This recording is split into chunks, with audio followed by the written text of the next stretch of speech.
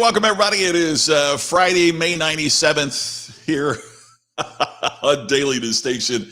I'm really glad you're here. Thank you for being a part of this, as always. I've got to tell you, just to kick off the show, in case you're wondering why I have Jaffe Juice up here, my friend Joseph Jaffe was kind enough to have me on his show that just concluded. If you follow me on my personal Facebook page, I shared the show there, and so I know you're going to want to see it. He's a great interviewer and a terrific person, and a phenomenal speaker and writer and author and thinker and that. So it was such a privilege to be a part of his show. So I've still got that up for being on his program, and you can watch the replay. But if like I said, I shared it on my personal Facebook page.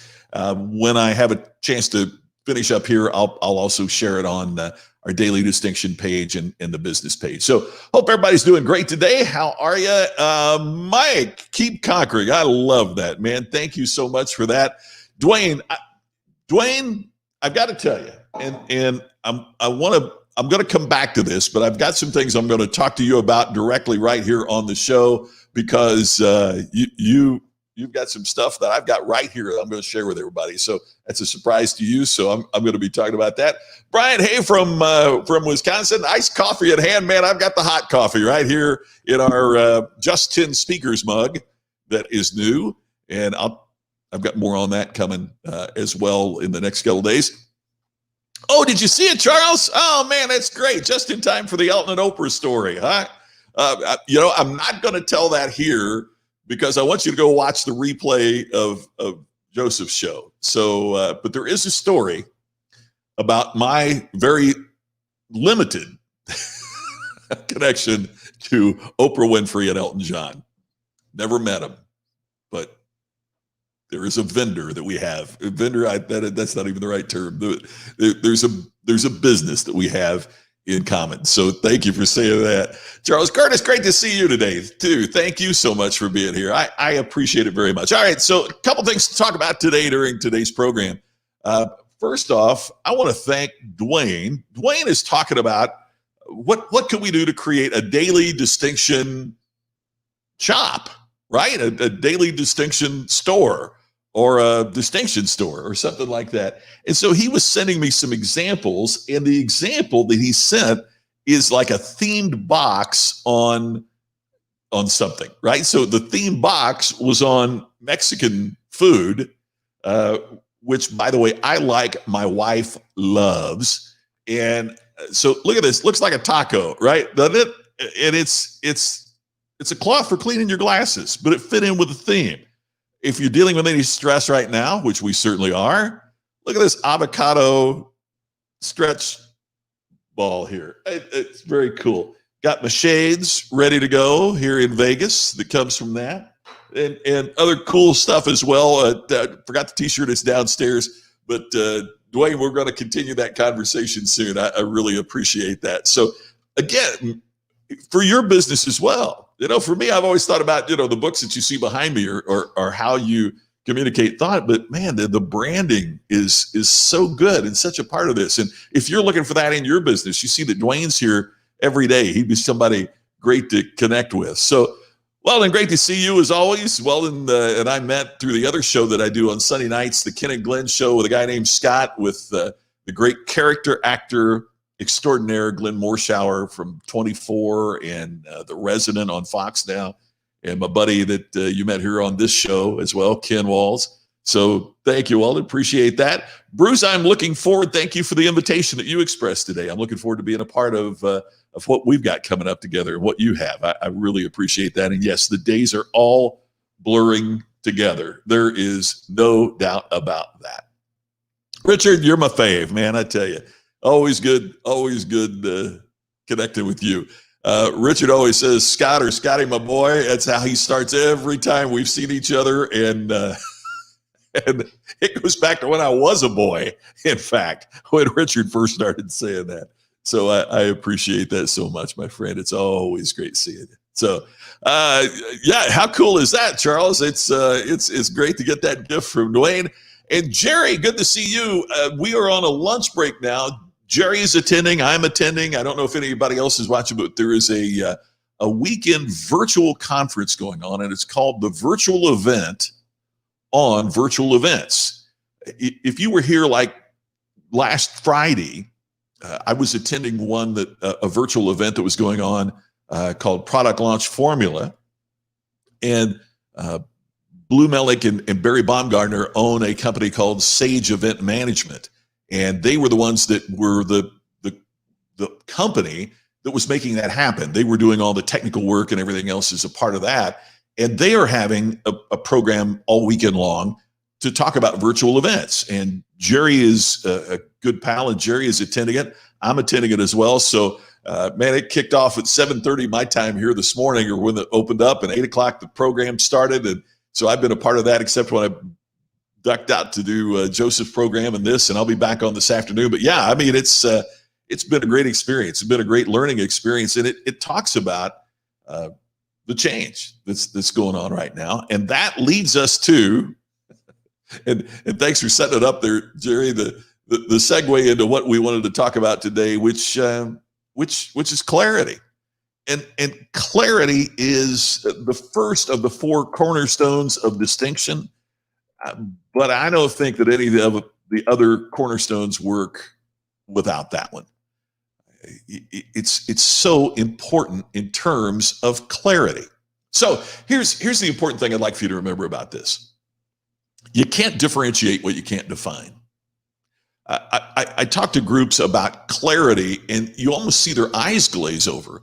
Well, of course, we're clear. We make mugs. Of course, we're clear. You know, we do whatever it is that you make, the widgets. You know, and people presume that because they are clear about the product that they make, that there is clarity in the marketplace about who they are. And nothing could be farther from the truth. The product that you make does not create the clarity in the marketplace about who and what you are. When Apple came out, and Apple's an overused example, but it's one that we all relate to regardless of what business we happen to individually be in. When Apple came out with the phone, and the iPhone was brand new, even though we had previously purchased phones from Nokia or Motorola, a lot of us lined up on that first day to get the new iPhone. It wasn't because Apple had a track record of making phones. It was because we as customers felt we knew who they are. And we trusted them because of the clarity of what they brought to the marketplace. We need to be in that same spot, regardless of who we are, regardless of what we do. And I think it's true in our personal lives as well. I think when we get off track in our personal lives is when we either haven't formed clarity about what we are, or we stray from that clarity. So here's what makes clarity so hard.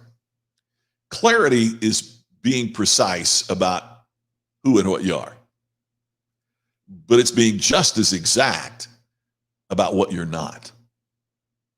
And that's where we get into difficulties. That's where we get into issues.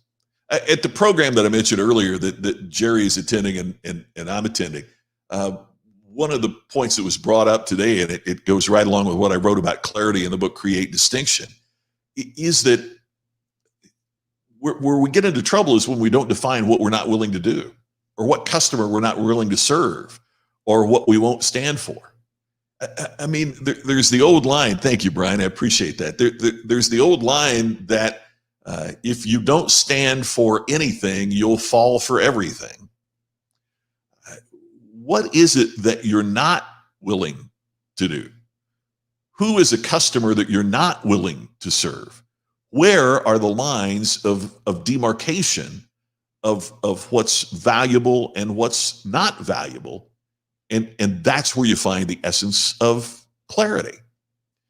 We've got to be willing to say what we're not willing to do. My goodness, here's my great friend, Jason Bradshaw. Jason is in Australia, where right now it's it is 5:11 a.m. Saturday morning.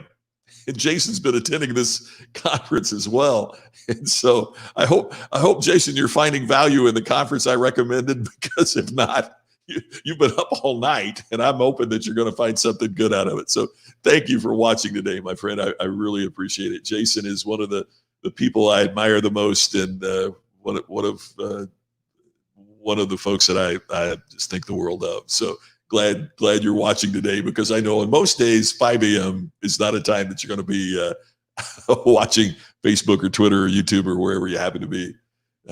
Jason is the Chief Customer and Marketing Officer of Volkswagen Group Australia. So thank you, Jason, for being here. Yep. Clarity is so critical, and it's where I see businesses mess up. One of our clients in the past is a company called CoBank, and CoBank is the 7th largest, or at the time we were working with them anyway, it was the 7th largest financial institution in the United States, but it's one nobody's heard of, right? You've heard of Chase, Wells Fargo, Bank of America, all those, SunTrust, BB&T, but you probably haven't heard of CoBank, and there's a reason for that. They only lend to cooperative type businesses. Now, if you grew up on a farm like I did, you know what co-ops are, but there's also housing cooperatives, telephone cooperatives, other types of cooperative businesses in urban areas as well. That's all they loan to. That's all they do business with are cooperative types of businesses. Second only at the time, I haven't checked it lately, but second only at the time to the United States government in terms of bond sales, sell more bonds than anybody other than the government. And the CEO of that company at that time told me, Bob Engel, told me that just this cornerstone, just this part of the distinction process was the single hardest thing he'd ever done as an executive. Because to really take it seriously and to really bear down on it is one of the hardest things that we'll ever do. Not just professionally, but in our personal lives as well. I mean, we see so many folks that say they're trying to find themselves and that they're trying to discover who they are. And hey, no argument. That's an important part of the process. But there is a point where you got to decide, this is what I do. This is who I am. And this is who I'm not. And this is what I won't do. And this is what I won't put up with. Jerry says he calls these the non-negotiable items. And man, I couldn't agree anymore, Jerry. That nails it, right? It's what's non-negotiable that we won't do. I mean, if you think about it, Porsche is one of the brands in the Volkswagen group. I could go in my Porsche dealership here in Las Vegas and say, man, I love your cars. I love the 911. Would you take $5,000? That would be a non-negotiable item, right? I mean, they would not sell me a 911 for $5,000.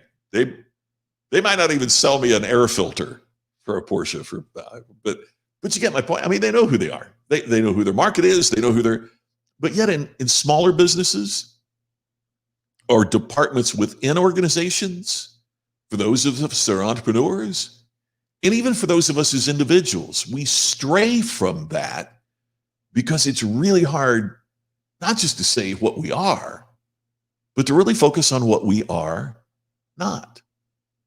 So one of the exercises that you might consider to help you ascertain your clarity would be to make a list of things that you're not. What are you not willing to do? What are you not willing to put up with? My pal Larry Winget said it best. The Ken Blanchard book, Raving Fans, is one of the great business books ever, because our desire as a business should be to create raving fans. But Larry also said, if you're clear enough to create raving fans, you're also going to be clear enough to create raving enemies. And I love the way that you put that. I just think that's one of the best quotes I've ever heard. If you're clear enough to create raving fans, you're also going to be clear enough to create raving enemies. In other words, there are going to be people that don't like what you do because you're about something. As long as you're in the middle, then no one is going to disagree with you, but no one's going to be passionate about it either. The opposite in our personal lives, the opposite of love is not hate. The opposite of love is indifference. hate still involves passion. It still involves engagement. It still involves that you have feeling about it. But when you just don't care, that's the opposite of love, right? The opposite of courage is not fear. The opposite of courage is complacency. So if you're courageous, you have committed that that's what you are not. You are not complacent. If you're in love, you have committed, I will not be indifferent. You are very willing to identify what you are not.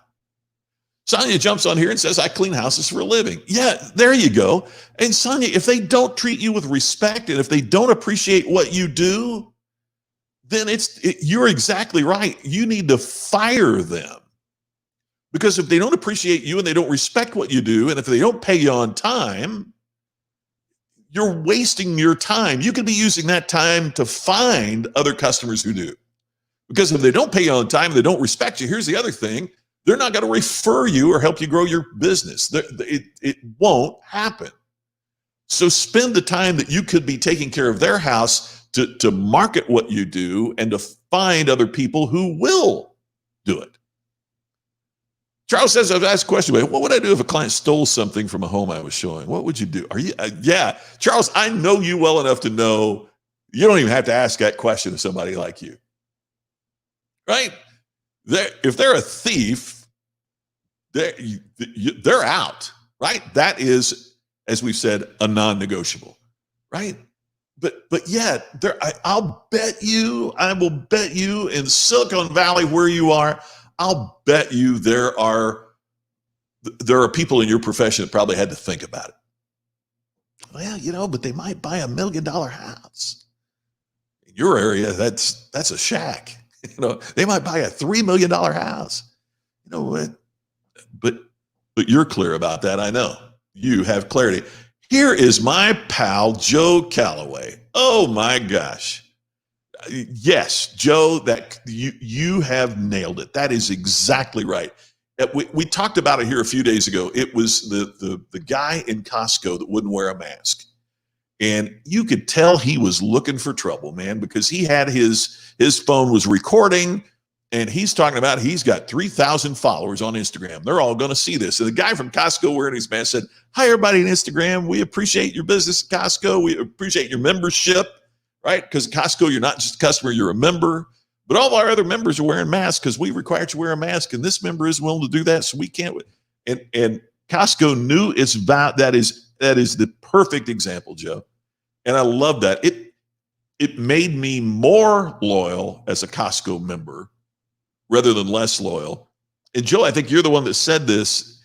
I think that guy posted it thinking everybody was going to say, who does Costco think they are? And it was like 99% of people are posting. You knew it when you went in the store, man. You walked by a sign that said you got to wear a mask. You were wearing a mask, or else they wouldn't let you in the first place. What are you doing? And that, Joe, you're exactly right. That is just perfect example.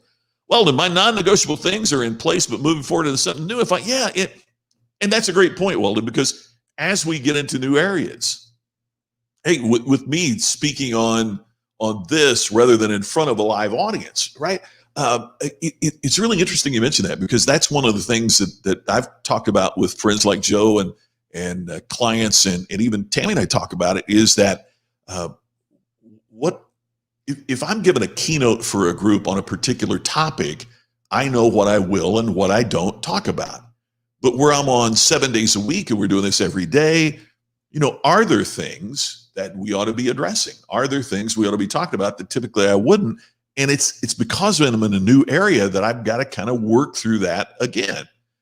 The core values are in place, but it's those very specific instances that you've got to consider. And you're exactly right. You've got to think about it. See, I give some at least 1 or 2 hours a week. Customers don't pay you your full time. And Sonia, what would your business be if you took those 2 hours a week and used that on social media to market your services, or use that to call your current clients and thank them for their business, and just say, is there anyone else in your neighborhood that you would suggest I contact to let them know about my services? I mean, if you think about that, even just at 1 hour a week, if you did that, now you're spending 4 hours a week recruiting new business. When I got going in the speaking business, one of the things that I learned, the late Joe Charbonneau was a speaker that taught this, and I didn't follow his formula exactly, but the formula that we started using was what we called five per day times a month, right? And what that meant was every day we talked to 5 prospective clients. And that's not leaving 5 voicemails. That's not 5 emails. That is speaking to 5 people who could hire me for what I do. So if you do that every day, and some days it goes pretty quickly. You talk to 5 in an hour. Some days it takes a long time. You're leaving a lot of messages to get to talk to 5 people, but you talk to 5 people every day. Because 5 people every day times 5 days is 25, obviously, times 4 weeks in the month, that's 100. So we were talking to 100 prospective customers every month. If you book 2% of that, you've added significantly to your business. But there's also a cumulative effect. It's not that you talk to 100 and you get 2 that month. You might talk to 100 and get none that month. And then you talk to 100 the next month and you get 4. But we've found out that you can book 2 to 3% if you're speaking to 100 people constantly. And so just doing that in an ethical manner, in a helpful manner, can grow your business exponentially, especially when you're clear. But you've got to say what you are not to give yourself the time to do that. So in other words, sometimes some of those people that we talk to, oh, we'd love to have Scott speak. We've got $50. I can't build a business on $50 speeches. So we would have to be clear about, this is what I charge and this is what I do. Now, it's hard on those months where you got nothing coming in to turn down something that, gee, I'm going to sit here and market instead of go out and clean that house or go give that talk or whatever. So you've got to be very clear about that. You've got to discipline yourself to do that. But it's Danny's got, Danny, I'm sure you experience this too. Every day I probably get 10 messages on LinkedIn or something saying, hey, I'd love to pick your brain. Man, if I let everybody pick my brain that wants to pick my brain, there's no brain left to pick. I need to spend my brain on clients, people that are serious about this, not on brain pickers. And I don't mean that to sound wrong. I don't mean that to sound bad, but you can give all of your time away and not be clear about what business that you are really in. Hey, Jeff, great to see from you. When you've earned a good reputation, yes, obviously, yes, you are exactly right. And that reputation, I love what you are saying here, because the business didn't luck into that reputation. The business didn't get that good reputation in a lottery. You earned it by the great work that you do. You didn't start out as a plumbing contractor at Clint Eastwood's house. You earned it by the good work that you did on the houses of people that nobody knows their name. And that's how you earned the right to get to where you do. And because you've earned that, you have earned the right to put yourself in a better position for non-negotiable situations. And that's part of with your clarity. Hey, Brian, great to see you from Pittsburgh today. I appreciate that. And yeah, you've got to stay on brand. Bruce is exactly right. You have to stay on your brand. If you don't know who you are and what your service product is, if you aren't clear about the value that you are bringing, you just keep chasing your tail. And Weldon, and that's the problem too with what Danny called the brain pickers, is that a lot of times because they're not clear, they want to pick your brain on being clear, and you're talking to them. I have a hard time saying no. I mean, that's just, I'm not good at that. That's part of why Shelley does the bookings and everything else, because I have a hard time saying no. And one of the things that I realized was that sometimes when you get involved with these people that aren't clear, They're what we call the yeah buts. Well, you've got to be clear about what you're not. Yeah, but I need business, so I can't. Yeah, but, well, that might work for, yeah, but, and you got to get away from the yeah buts. Oh, Jason, so Jason, and it's right over there. You can't see my bookshelf, but it's right over there. Jason has a book, and it's called It's All About Sex, CEX. That's the customer and employee experience. If you want to read the best book on how the experience you create for your employees translates into the experience that your customers receive, that's the book. It's Jason's book. Just look up CEX on Amazon. You'll find it. And so Jason has published this book, and it's done very well. Got really great recognition. And we were talking, and he's inundated on LinkedIn with messages saying, have you thought about writing a book? Have you thought about going to Amazon to check first before you reach out to me? See, there's the other complaint I've got about things that go on in sales. I hear salespeople say, sales is a numbers game. All right. I'm not going to necessarily argue with that, but let's think of what's going on in the world right now. Let's say I come forward and I say, I have developed the coronavirus vaccine. When you give this vaccine to 100 people, we found that 70% of them did not get coronavirus. 70% did not get coronavirus. And a lot of people go, man, that's better than anything we've got so far. Man, what a great vaccine. 70% effective. Let's get this vaccine out to everybody. Sounds pretty good, right? Until you consider all the numbers and realize that, oh, but 90% of the people we gave it to had a heart attack. You want to take that vaccine now? And there's the problem in sales. Oh, I'll send out this, have you thought about writing a book, to every person that has a director, or to every person that has a chief in the C-suite, and encourage them as a way. I'll market to them. And if I send out 100, get one response. If I send out 300, I'll get 3 responses. Sales is a number game. I'll send more out there. And here's the problem. Folks like Jason that have already written the book realize you don't know a damn thing about them. I get those as well. So not only do you not get my business, now I've blocked you. You'll never get a chance to sell me anything because you've blocked me by how ignorant you were in the way that you first reached out to me. You don't know anything about me. So why would I do business with you? It's the Gary Vaynerchuk thing about, first you got to bring value. You got to jab before you can throw the hook. Same is true with what we're talking about here. People who invest are investing in themselves. Yeah, exactly right, Danny. When you invest in yourself, I mean, hey, Jason is attending the conference I was talking about this weekend. Jerry is attending the conference I'm talking about. Why? Because we're investing. We're investing in a business, investing in ourselves. That's so true.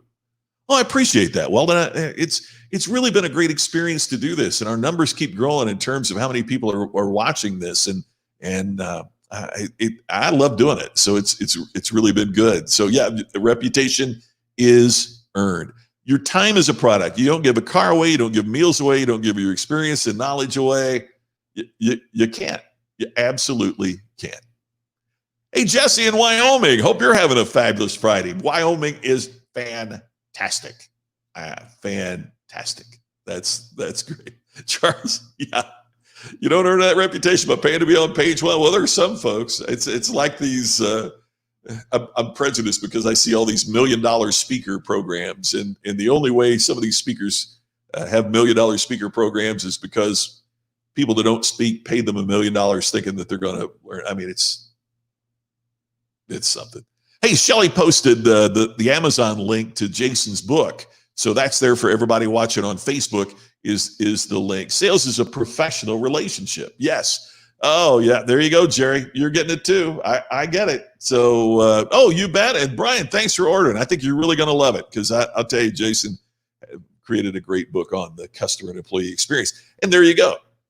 Jason is very clear about who he is and what he does. At Volkswagen Australia, He is the chief customer and marketing officer. And part of what you'll read in my book, Iconic, is how important that is, because customers judge us based on the clarity of our promise and the congruency of our performance.